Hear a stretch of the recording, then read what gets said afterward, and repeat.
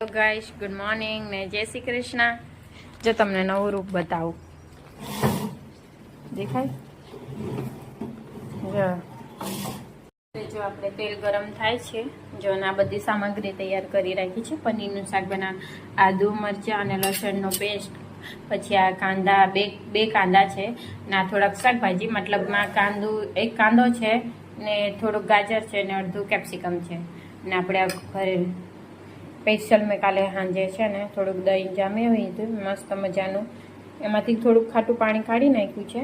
જો પછી આપણે ફ્રેશ પનીર એટલે 250 ગ્રામ પનીર છે, ટામેટાં, તો એટલું સામગ્રી તૈયાર કર્યું છે અને આપણે આ મસાલા, તો આપણે થોડું તેલ ગરમ થઈ ગયું છે તો હવે આપણે એમાં જીરું ઉમેરી દઈશું, આખા મસાલા, મરચાંનો પેસ્ટ, હવે આપણે કાંદા ઉમેરી દઈશું,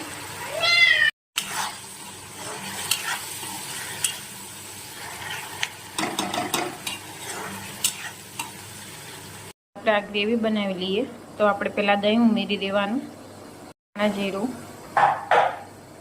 હળદર, થોડુંક લાલ મરચું, દૂધ, બેટર મેં રેડી કરી નાખ્યું છે।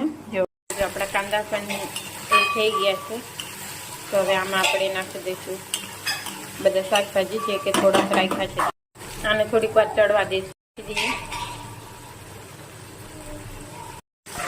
બધું શાકભાજી ચડી જાય ત્યાં સુધીને આપણે શેકાવા દઈએ, કારણ કે હજી ચડી નથી। આપણી પાસે તાજી મલાઈ હોય તો થોડીક નાખવાની, મારી પાસે છે તો હું તો 1 ચમચ જેટલી નાખું, કારણ કે મેં દૂધ પણ નાખ્યું છે અને દહીં પણ નાખ્યું છે, તો આપણે 1 ચમચ જેટલી નાખવાની, વધારે નહીં પણ, તો હું થોડીક નાખું છું। જો તમે મારી તાજી મલાઈ છે, મસ્ત લાગે શાક, તો બસ આ રીતે બનાવવાનું છે।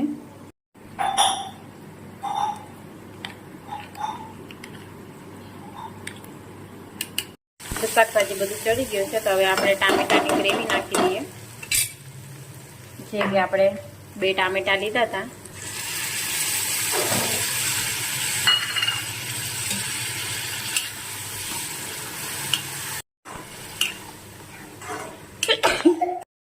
આપણે કાંદા અને ટામેટા અને એવું ગ્રેવી બધી ચડી જાય પછી જ આપણે મિક્સ કરેલો મસાલો નાખવાનો છે, તાઉંજીને પકાવવા દેવાની છે થોડીક વાર।